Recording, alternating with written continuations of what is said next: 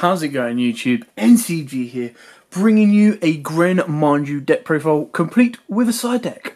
So, I took this to my locals this weekend and had a lot of fun with it. I really do enjoy the Gren Maju kind of deck. It is a little bit slow and not as consistent as it possibly could be, but it is still very powerful. There's nothing more frightening than a normal drop level 3 monster that can reach up to the heights of even 16,000 attack. So I'm going to take you through the profile, show you what we got and explain why we've got it.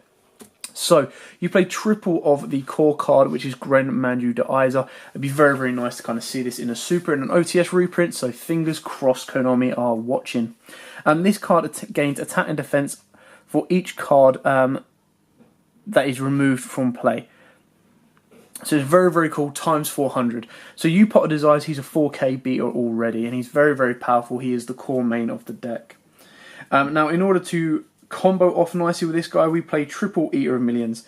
Eater of Millions not only helps provide banishment, it also is a very powerful card to kind of for your opponent to deal with. Now, you don't rely on the extra deck that much, so he's very easy to use as well. And obviously he helps fuel the power of Gren Maju. Let's put it this way, if you Pot of Desires, your Gren Maju is straight up to 4k. If you then banish your entire extra deck of 15 with your Eater of Millions, Gren Maju the Isa is now up at 10,000 attack from just a normal summon monster. And you then have a 2,500 Eater of Millions because you've got 10 face down cards from Pot of Desires and then 15 from your face down extra deck. So he's very powerful already, and this is one of the only decks that I would advise playing 3 Pot of Desires in, because it doesn't matter how many you use.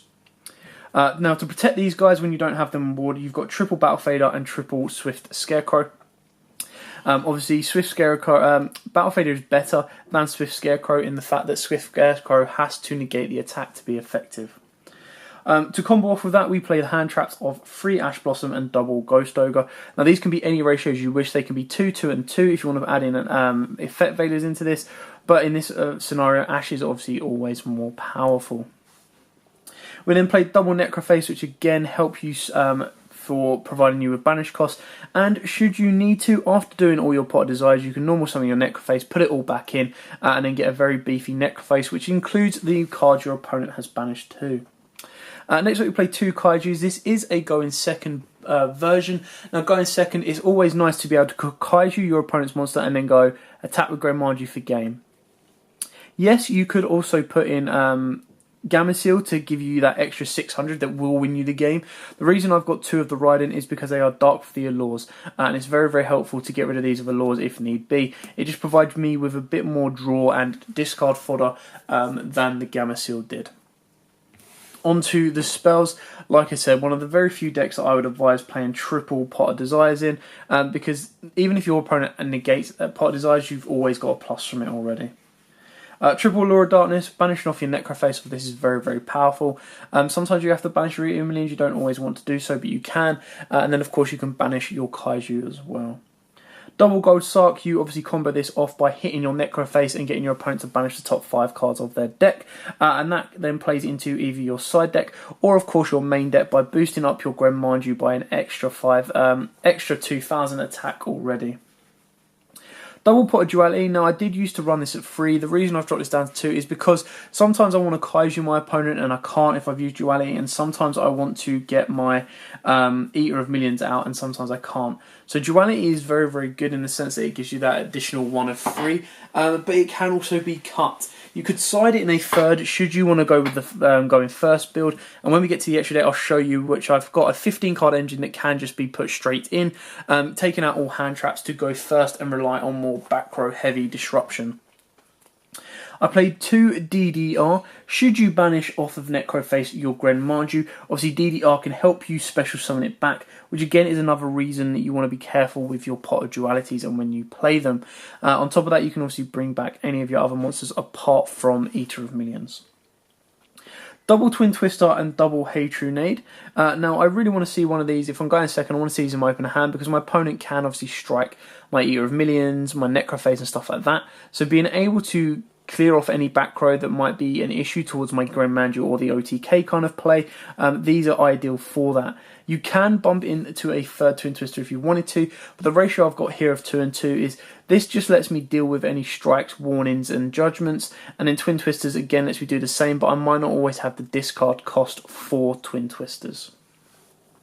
Again, because I'm going second, we've got the 1 Raigeki and the 1 Dark Hole, along with the 1 Monster Reborn as well, because bringing back your Gren Maju to go into the game can always be very, very powerful. I actually brought back an opponent's Borolo Dragon and then went into game, so Monster Reborn can be very, very powerful. This is in the main deck, but it could technically be in the extra deck in all honesty. It's 1 day of peace. This is probably better going first because it gives you that protection time. But on top of that, you've got to remember that your opponent's not going to be taking any damage. So ideally, you want to do all your things first. And if you haven't got the ability to OTK your opponent, you then play 1 day of peace and protect yourself. Because it is a going second, there are no trap cards in the deck. That is where the extra deck comes into play. So with the extra deck, if you take out all the hand traps, you go for a more back row heavy kind of play, which is why I play triple Card of Demise. Now, comboing off with Card of Demise, I've got the 1-dimensional Fissure, which can be very, very helpful for those cards that need to be discarded to the graveyard. So your Ogres, and I'm pretty sure Droll and Lockbird is as well. So Defissure actually stops them being active and can cause your opponent a lot of problems.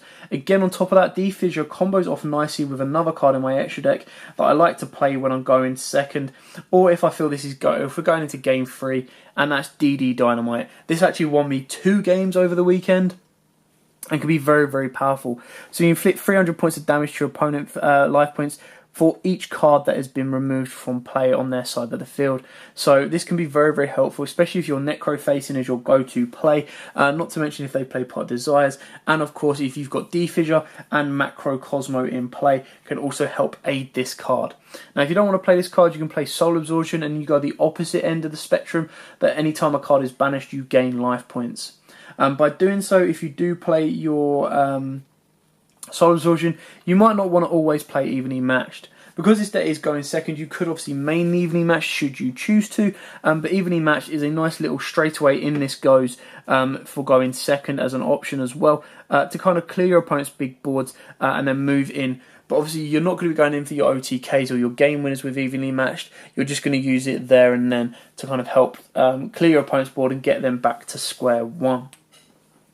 Next up for the traps, we play double Solemn Strike and double Torrential Tribute. Torrential Tribute actually won me a game because they overextended. I Torrential Tribute them and then went into DD Dynamite for game. So Torrential Tribute can be very, very good as a trap backup. You can, of course, always have Storming Mirror Force as well. But the issue I've got with the Mirror Forces is that it gives them so many steps or so many chances to clear the back row before getting to it. Whereas Torrential Tribute, all they need to do is make the one early mistake and you can clear their board out and you're good to go. Yes, it does nuke your board, but the chances are if you've got a board full, nuking it is not the end of the world because you've then got a hand trap like your Battle Fader or, of course, your Swift Scarecrow to end it there. Then finally for the traps, we've got the Macro Cosmo. So that's it for the side deck. The extra deck isn't that important. Now, the reason I say that is because you just play 15 cards. You play 15 monster cards that you could possibly make in the deck. And I literally just threw this together towards getting ready because it was the one thing that I didn't have ready to go. So the cards I've got in here that I'll actually probably use at certain points throughout the game would be the ones that follow. So I've got 2 Underclock Taker. This is purely because I'll always have 2 effect monsters on the board, or 9 out of 10 I can have 2 effect monsters on the board. And there was actually a time when I misplayed because I didn't think that far ahead for Underclock Taker. My opponent had Utopia the Lightning in this extra monster zone.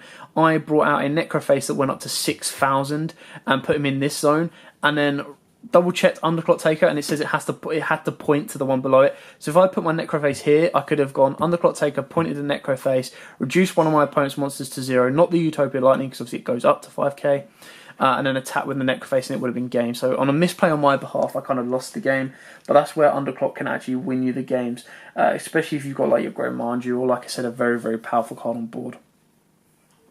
Next up, now this is very, very thin because we do play rank 3s or level 3s in the deck. These should probably be more rank 3s than rank 4s.